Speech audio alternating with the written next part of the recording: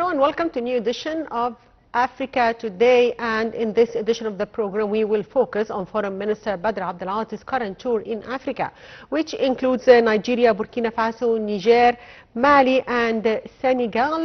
This tour comes as part of efforts to boost bilateral relations with fellow African states, as according to a statement released by the Central Agency for Public Mobilization and Statistics, CAPMAS, the total volume of trade between Egypt and African Union countries grew to $9.8 billion in 2024, up from $9.2 billion in 2023, representing 6.5% increase. Here is the full story. The African Continental Free Trade Area is the largest free trade agreement in the world by number of participating countries. Launched in January 2021, the deal includes 54 of 55 African Union nations, aiming to create a single market of 1.5 billion people with a combined GDP of over $3.4 trillion. The deal core mission is to boost intra-African trade by reducing tariffs on 97% of the goods by 2034 and addressing non-tariff barriers like customs delays and transport costs.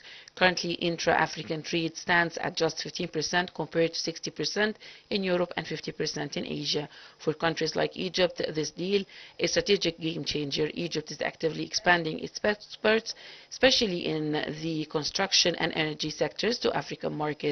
Egypt's trade with African Union countries rose to $9.8 billion in 2024, and the government aims to raise this to $15 billion by the end of 2025. The trade deal also opens doors to industrial growth, youth empowerment, and pan-African supply chains, but challenges remain. Poor infrastructure, fragmented customs regulations, and political instability still limit progress.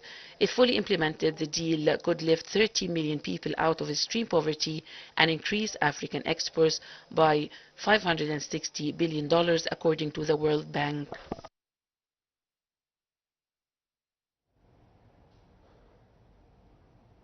And to shed more light on the importance of Foreign Minister Badr Abdelati's current tour to Africa, we are joined over the phone by Ambassador Ahmed, Haggag, former Secretary General of the former Organization of African Union. Good afternoon, Mr. Ambassador. Good afternoon. So, sir, as I've just said, that Foreign Minister Badr Abdelati is currently in Nigeria, part of his tour to 5 African nations. How do you see the importance of this tour? It's very important for Egypt to regularly visit the West African countries. West African countries are more economically advanced than the rest of Africa. And Nigeria is one of the biggest and richest country in Africa.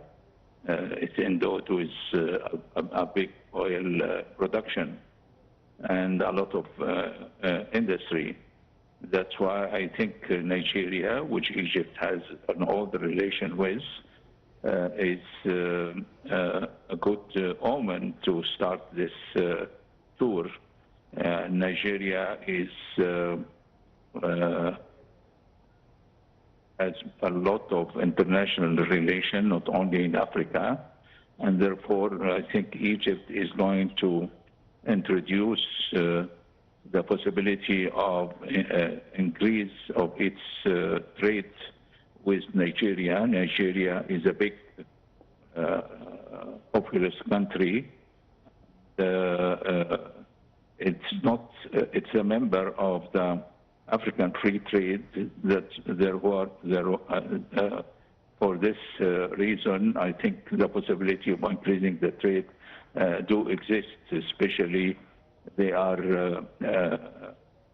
good consuming of goods and articles and finished goods, and Egypt is increasing its trade with members of African Union after the inauguration of the Africa Free Trade Zone. So, sir, also Foreign Minister Abdulati, before starting his tour, he made a stop in N'Djamena, Chad, where he stressed full support the Egyptian government lends to development projects in Chad, notably in the field of infrastructure, energy, education, health, agriculture, and building capabilities. So, how do you see the importance of in boosting relations with Chad? Chad is one of the French-speaking countries, member Yes. of the Francophonie, but it ended its military cooperation with France. France withdrew its forces from Chad and Burkina Faso, and recently from Senegal. Therefore, the only French presence, military presence, is in Djibouti, where they have a base over there. Chad is not completely Arabic speaking, but many of its inhabitants do speak Arabic, and the rest do understand Arabic. That's why Egypt, from the very beginning, sent many teachers in Arabic and Islamic religion, and also receives and give a lot of scholarships to Chadian students in diplomacy and economic development and medicine. And there are a lot of those students also are studying in Al-Azhar University. And I think Chad also uses a lot of the production of the Egyptian television to not only for entertainment but for cultural reasons. Yes, Mr. Ambassador, also Foreign Minister Badr Abdulati is expected to discuss with officials in Africa means of fighting terrorism and consultations over regional security. So what's your take on this? Unfortunately, some of the countries which the minister are visiting is facing a lot of terrorist attacks, especially Nigeria, Burkina Faso, Mali, and Niger. And these terrorist attacks, starting from Al-Qaeda or Daesh, are inflicting a lot of losses on the civilian population and underground facilities, and they are destroying many of the basic economic features. That's why I think this will be a major discussion point between the minister and officials.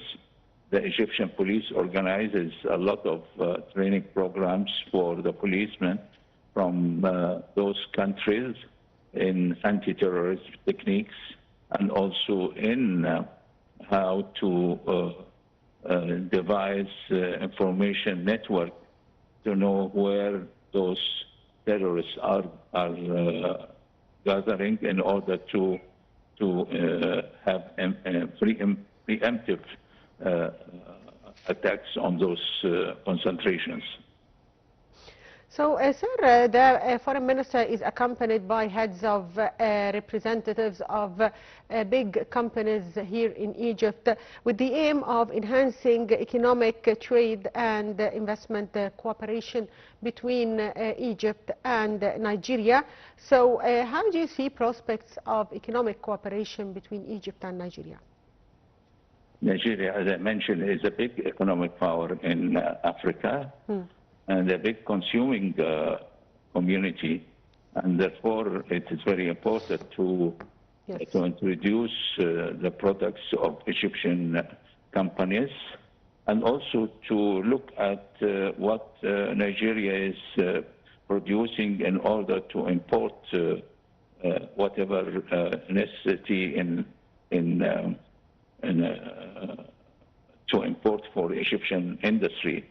I think Egypt, with as you mentioned in your introduction, is trade with African countries almost reaching $10 billion a year, which is a big advancement. But there is a big scope for increasing this amount, not only for increasing Egyptian exports, but also for imports from different African countries, including Nigeria, in this regard. Egypt and Nigeria are members of the African producing oil countries, but Egypt is not a member of the international oil-producing countries based in Vienna. Nigeria is, and therefore Nigeria is sometimes are gaining a lot of money from the export of oil and other minerals.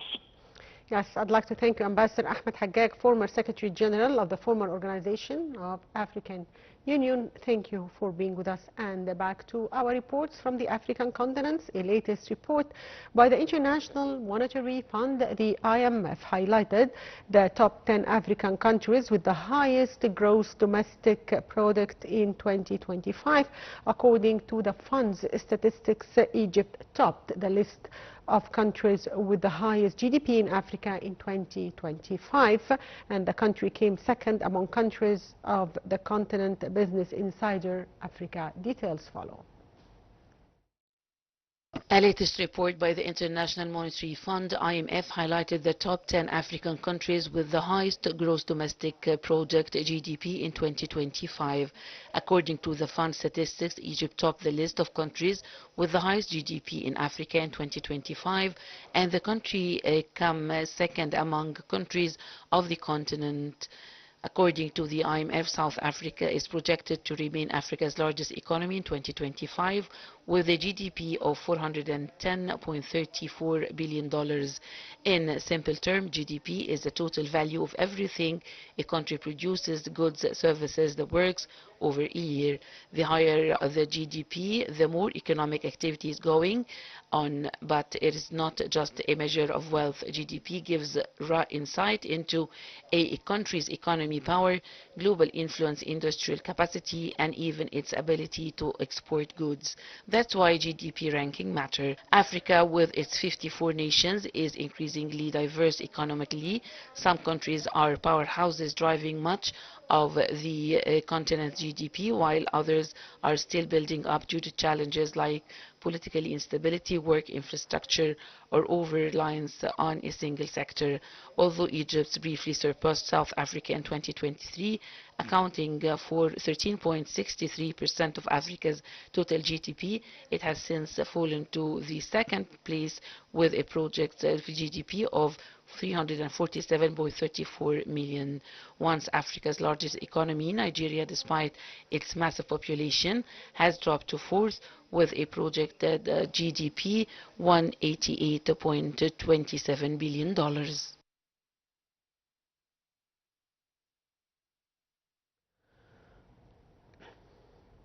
And the African Continental Free Trade Area is the largest free trade agreement in the world by number of participating countries.